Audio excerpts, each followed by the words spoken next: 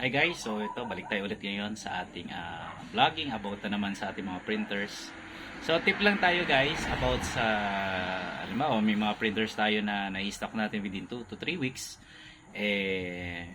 Syempre, magbigay tayo ng tips kasi nga kadalasan po pag especially pag mga may mga holiday, special holiday tayo or tawag dito bakasyon. So yung mga printers ay natetenga or else walang pagpagawa or parang maraming printers, may iba't ibang uri ng mga tawag dito dahilan. So sa dami ng printers na hindi na napapakinabangan lahat, hindi na multitask, hindi na nagagamit.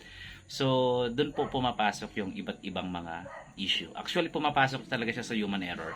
At may mga ibang dahilanan pa, so hindi natin mababanggit lahat.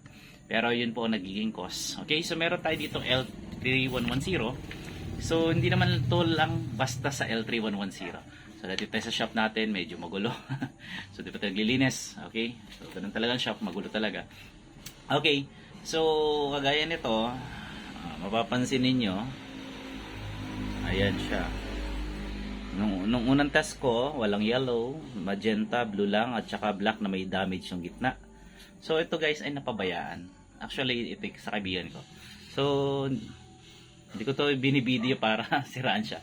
Kundi, pinapakita ko lang yung naging cause. Ayan, para matuto tayo na just in case meron po tayong ganito, napabayaan natin.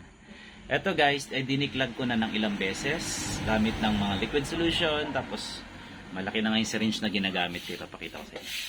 Teka lang. Ayan. Actually, malaki na yung syringe na ginagamit ko. Parang 20 ml na. So, sa 20 ml, ilan try to? So, imagine niyo bibili ako liquid solution. Yung liquid solution lang naman ay nasa 100 ml. Tapos ito ay 20 ml. Syempre, talo na tayo. Talo na tayo kasi nga, syempre, mahal ng liquid solution dito. Pero, so nagmi-mix ako, nagtitimpla ako. Tapos, syempre, before kayo, guys, alimbawa, nag-declag kayo. Ito pa, isa pa yan sa inform ko. Pero mamaya, sabihin ko muna yung naging issue. Okay, so ganito nakalaki yung ginagamit ko, guys. 20 ml na yan. Galaw mo ilang ano yan, nakatatlo. O di 60 ml yung na-consume ko para i-declag yung tigas na black. Actually guys, especially kapag universal lang ink, wala namang problema. Kapag ang printer nyo ay universal, kahit i-stock nyo po siya ng more than a years. Wow, dami. More than months, a year. Kasi na-experience ko yun doon sa printer ko 5 years na i-stock yun, buhay pa rin siya. Universal yung ginamit ko. Pero itong mga bago, original na ink, hindi nyo pwedeng gawin. Especially sa mga original ink, pigment, or iba't ibang uri ng ink na magagandang klase, hindi nyo pa pwedeng i-stock siya. Kailangan nyo po siyang na tawag dito na re-reduce po siya doon sa printhead. So sa printhead kasi guys, pag umistock yan, ang printhead pag na-expose sa hangin, alam niyo yun parang ilong. Halimbawa ito yung butas ng ilong, ito yung, alam mo pag na-expose sa malamig yung ilong mo, di ba magpupungaw yan? Tapos titigas, tapos medyo magbabara. Ganon din po sa printhead. Especially kapag ang venue ay aircon or malamig talaga. Wala namang problema. Pero ang purpose kasi dapat ay maka-reduce kayo. Everyday nagagamit nyo siya. Everyday nakakapag-print kayo. Kahit mag-declag kayo. Halimbawa, 2 days nyo hindi ginamit, buhayin nyo. Tapos mag-head cleaning kayo isang beses. Para matanggal po yun. Para maiwasan natin yung clog or yung stock or panunuyo ng ink. Kasi pag original, mabilis matuyo No, nagde-dissolve yung liquid, nagiging chemicals po. So pag ang chemical ay tumigas, mahirap na po siyang tunasin. Kasi meron pa po siyang filter. So sa sunod, magbubukas tayo ng sirang printhead. So pakita natin. Okay, so yun yung naging issue kaya kung bakit merong line. Ayan, nalaglag na yung cellphone ko. Ano ba yan? Kala ko tools. Ayan, okay, so ito yung oras natin. So 10, baliktad lang. 10 ano na po. Tuwing gabi lang tayo available. Minsan pag talagang inaabot ng pagod hindi. Okay, so yun po yung nagiging cost. Para maiwasan po natin guys make it sure kung gusto nyo talaga po siyang hindi maiwasan na i-stock, ibalot nyo po siya sa plastic. Para hindi po makapasok ang hangin. So make it sure yung plastic po ay protective na siya sa ipis, sa daga, sa butiki, sa hangin. Para hindi po manuyo. Diba? Para ma-preserve yung liquid. At huwag nyo po siyang ilagay sa medyo malamig, medyo mainit, katamtaman lang pong area. Okay? So, yun lang po guys kung talagang hindi maiwasan. Okay? Pangalawa, pag nagdiklag tayo guys, especially sa mga technicians na tips na po ito, kaya sa mga na mahilig mag-DIY dyan, wala namang problema po. Ingat lang po. Sa printhead natin, huwag po siyang, di ba nagdiklag tayo, may liquid solutions. Huwag nyo pong paandarin yung printer nyo na gamit, nandun yung liquid. So, make it sure nalinis na natin. Tapos, i-pump nyo gamit ng air. I-pressure nyo. Di ba? First, liquid yung ginagamit natin. Liquid solution. After po nyan, i-pressure nyo po ng 2 beses. Anong i-pressure? Ibig sabihin, i-pump nyo siya ng air pressure po para matanggal yung mga excess na tubig doon sa loob ng printhead. Okay, 2 beses. Make it sure kasi nga hindi yung basta-basta 2 beses lang. Dalasan pag nagpump ako ng air, pahinga. Tapos mamaya, mag-ano naman yon, magbabalance ulit siya, bababa yung mga liquid na sobra, maiipon, and then gagamitan natin ng pangalawang pressure, lalabas po siya. Nakakatulong din siya pag may mga bara para i-dissolve siya. Di ganun po. Kadalasan kasi may mga na-dissolve, merong hindi. So, ganun po. Okay. So, kahit dalawa at tatlo, pwede nyo i-pressure. Tapos, pagkatapos po nun guys, na ikabit nyo na, naisad nyo yung printhead, huwag nyo pong ipapower siya. So, gaya niyan. Ito, huwag nyo siyang ipapower. So, pag nakakabit na siya guys, gamitin nyo yung purge pump niya. Huwag nyo man ang paanda rin. Gamitin yung purge pump niya, tapos i-place nyo po siya dito sa area niya. Ito yung L1 mo na. I-place nyo po dyan sa kanyang ink suctions. Dapat nakatutok sa ink suction siya. Tapos, dito nyo tanggalin nyo yung hose, tapos ihigupin niyo. So, manual cleaning o manual purge po tayo. Tapos, para makahigop yung ink na mahigop niya sa printhead, dadaloy sa printhead, mawawala yung liquid na ginamit natin pang cleaning, ang papalit yung ink liquid. Mas maganda na po yung ink liquid kasi nga, pag nag-magnetize po siya, hindi po liquid yung magkakaroon. Kasi di ba pag liquid, magkakaroon na short, lalo na pag high contain alcohol and liquid, papasok po siya doon sa magnetize ng printhead, di magkakaroon po siya ng reactions. So, iwasan po natin yan. Marami kasi nangyayaring ganyan. Okay? So, ganun po. Okay? So, yun pag maiwasan natin siya, kailangan po makita ninyo na nakahigop siya ng ink. Tapos, 2 beses nyo pong higupan kahit po maubos ng kaunti.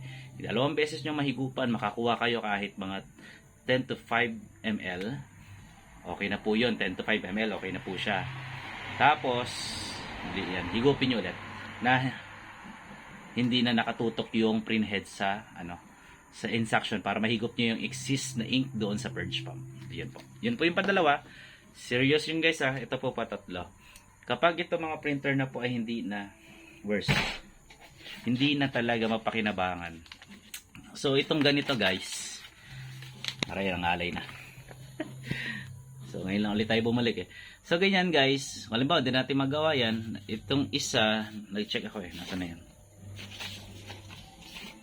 Tignan nyo yung difference. Nung una, first, ito yung sa baba, ito yung gabi na ginawa ko. Tapos yung nilinis ko siya, ayan na. Meron na siyang yellow. So hindi ko na masyadong So pag ganyan guys, ang mangyayari dyan, papasok na po dyan yung features ng printing ng high. Doon sa quality printing po, high na po siya. Payo ko lang po sa mga nag-high, kapag sira na po yung kanilang matagal yung mga printers. Kadalasan kasi pag matagal yung mga printers ay hindi na po maganda mag-print. Hindi na sila, kahit mag-standard ka, hindi na siya maganda. So kailangan na siya high. Payo ko lang po guys doon sa mga printer user na magpiprint na naka-high, make it sure pinaka-maximum nyo is 10 pages or 5 pages print, rest 1 minute. Huwag nyo pong susunod-sunurin yon kasi may ipon yung ink, may ipon din yung pressure sa ink, sa printhead. Alam nyo bakit? Awas po yan. Pag umawas po yan, susunugin nyo yung printhead ninyo. Magbabubbles yan. Basta mag-follow yun. Kaya po sabi ko, 5 minutes, nag-print kayo naka-high, especially pag mga more than lot of pictures. Pag mga malaki yung pictures, sinlapat ng papel, ay may rest po talaga. 5 minutes, 2 minutes, 5 print, 2 minutes rest para ma-dissolve. Yun po. Tsagain nyo siyang matagal kaysa naman masiraan kayo ng printer. Kasi naka-experience, marami naka-experience nyo, especially dito, may experience na naman kami. So, hindi siya maganda po. Na magpiprint kayo ng more than 50 na naka-high, dire-diretso, walang tigil. Bahala po kayo. Payo lang po, warning lang po yan. Kasi baka talagang okay lang magtagal. Huwag lang masiraan ang gamit. So, iwasan nyo po yun guys. Mag-print po kayo, 5 pages, then rest. Then sunod, print 5 pages, then 1 minute rest. Ganun lang po. Mag-rest lang po ng kaunti. Para ano po, para hindi po yung pressure ma-intact doon sa printhead. Kasi pag naipon po yung liquid doon, ay aangat yung liquid, hindi dadaloy po yun sa pinakainguso nung printhead. Aakit po yun, tandaan nyo, malapit lang yung flex cable po doon. Nandun lang po yung flex cable. Pag nag-isang flow lang, isang tumalsik lang, isang ink doon, sunog po yun. Wala pong protections po yun doon. Sunog talaga, susunugin niya yan. So, iwasan po natin. Yun lang guys, yung tatlong tips ko muna. So, gagawa pa ako ng ibang mga video na tips para makaingat at paano yung ano. So, kung ayaw nyo ma-experience ito, na-experience ng owner na mahirap, so, iwasan nyo po yung mga ganitong method. Pag meron po tayong mga printer, sorry, nangalay na ako. Pag meron tayong mga printer po, ay syempre, gamitin po natin. Kung hindi naman talaga maiwasan, di pamigay. Joke. Di syempre, gawa po tayo ng paraan para hindi po siya masira. Okay? So, yun lang po guys. I hope na meron kayong counting tips. Medyo mahaba na yung video natin. So, hindi na ako nagbi-video editing eh. So, yun kung ano na lang po yung ito nakikita nyo, di yun na lang. Okay, so susunod magbibigay ako ng ibang mga tips specific at saka yung papaano gagawin. Halimbawa sa purge pump, hindi namihigop. Or another issue pa guys, at saka yung mga bagong exist na issue ng mga printers. So, ipon tayo nun at para magkaroon tayo ng idea. Okay? So, yun lang guys at maraming salamat. Don't forget to like and share guys our YouTube channel guys. Please support guys ha. Thank you. So, sana ma-reach natin yung 1,000 subscriber. 1,000. 100 subscriber. Sobra naman yan. So, tayo ay nasa 18K and mag-19K subscriber na po tayo. So, medyo matagal na guys. Almost magpo 5 years na. O 6 years. So, yun pa rin ang bunga niya. Pero, tuloy lang. Okay? So, salamat guys. Healthy tips from Sir Christian or Sir B. This is ating YouTube channel. Goodbye and see you in the next video.